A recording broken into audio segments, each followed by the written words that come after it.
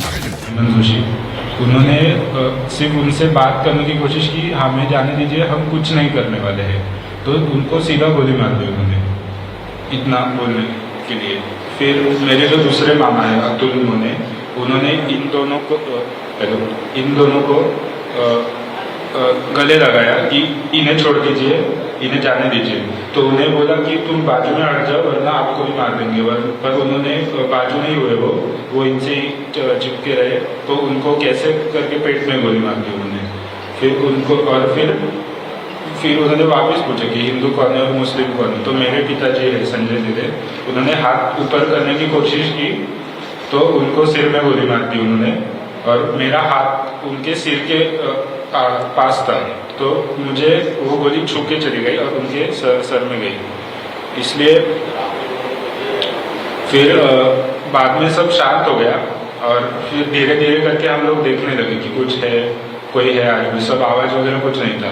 तो धीरे धीरे हम लोग ऐसे ऊपर थोड़ा सा देखने लगे तो कुछ नहीं था। तो वहाँ के जो घोड़े वाले थे फिर वो वहाँ पे आ गए और उन्होंने बोला कि आप यहाँ से निकल जाइए, ये जो जिनको इंजरी हुई है या जिनको गोलियां मारी है उनके लिए रेस्क्यू ऑपरेशन के लिए आर्मी आएगी और सब हेलीकॉप्टर से वगैरह आएंगे।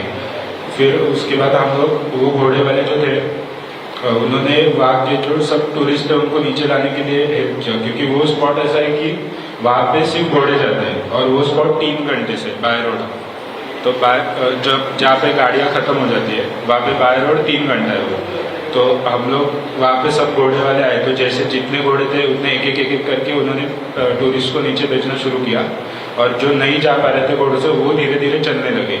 तो मैं, मेरा भाई और मतलब हम सब 6 के 6 लोग हम लोग चल रहे थे।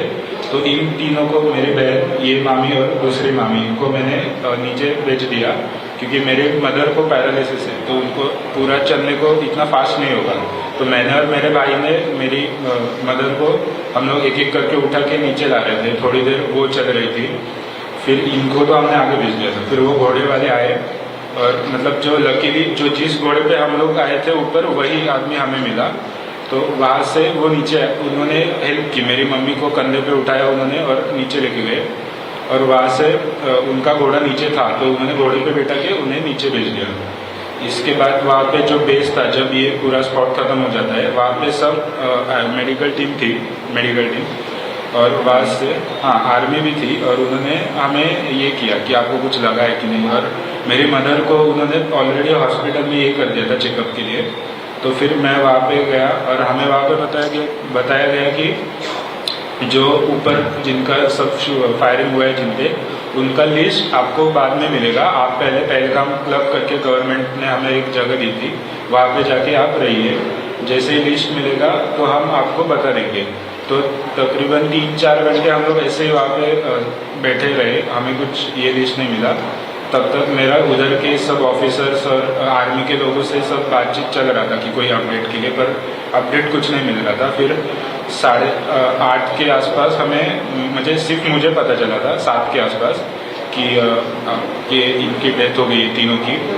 तो मैंने मेरी फैमिली को नहीं बताया था अगली सुबह तक। तो पूरा रात में फैमिली को लेके वो क्लब में था, और फिर क्लब के बाद वहाँ पे मेरे जो चाचा है उन्होंने उनके एक पहचान वाले से मुझे कांटेक्ट करने के लिए बोला था। तो उन आईपीएस ने उनके फ्रेंड को बोला था कि इनके घर है तो आप पूरी रात वहाँ पे रुक सकते हैं। तो मैं, मेरी फैमिली को लेके हमने जो ट्रैवल्स बुक किए थे उनके और उनकी भाई की गाड़ी आई थी, तो उन्होंने हमें श्रीनगर लेके गए थे। वो ये पहलगाम से श्रीनगर 100 किलोमीटर के आसपास। तो हम पूरे वहाँ से गाड़ी से गए थे।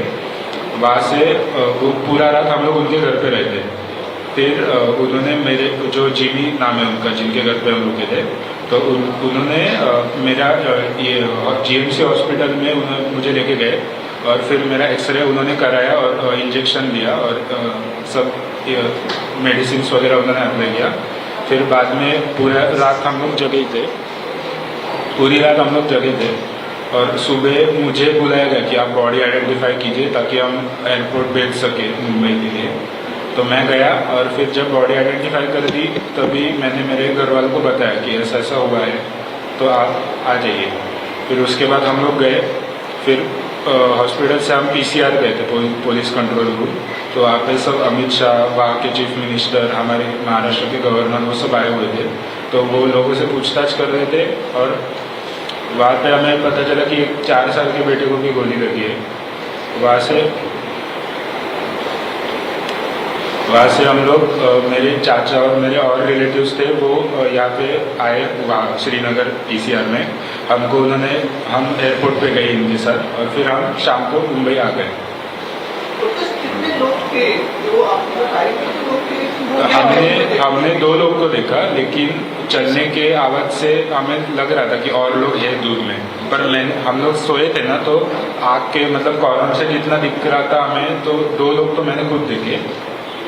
इतना हीनियस क्राइम में आपकी फैमिली के 3 लोग की डेथ हो गई है, गवर्नमेंट से या फिर कोई टेररिस्ट से क्या सजा की मांग करते, कैसी सजा मिलनी चाहिए उनको? इनके ऊपर बुरी से बुरी जितनी, मतलब उनको सीधा कि शूट एट साइड का ऑर्डर देना चाहिए। जितने भी टेररिस्ट है, सिर्फ कश्मीर में या फिर वो सिर्फ पहलगाम में नहीं, जहाँ पे भी कौन से भी बॉर्डर पे, इवन अपने पाकिस्तान के बॉर्डर के इधर भी हो या फिर बांग्लादेश के बॉर्डर के इधर भी हो, कहीं भी किसी भी बॉर्डर पे अगर कोई टेररिस्ट दिखे तो सीधा उनको शूट कर देना चाहिए। प्रधानमंत्री मोदी जी ने अभी कहा कि कल्पना से भी परे जो है बड़ी उनको सजा दी जाएगी, जहाँ भी रहेंगे उनको मिट्टी में मिलाया जाएगा। कितना यकीन है सरकार के जो कह गए प्रधानमंत्री ऐसा होगा? सजा प्रश्न तुम्हाला तिथे काय विचार झाला होतं? खरं तर तुम्हाला काय विचार झाला होतं? काय विचार होता? त्यांनी फक्त एक आम्हाला तिथे, आम्ही जेव्हा खाली पूर्ण झोपलो होतो तेव्हा त्यांची फायरिंग चालू झाली होती. त्यांनी हिंदू कोण आहे, मुस्लिम कोण आहे असं बोलत होते ते. कोणत्याही पर्यटकांनी त्याला रिप्लाय दिला नाही किंवा कोणी काहीच नाही केलं.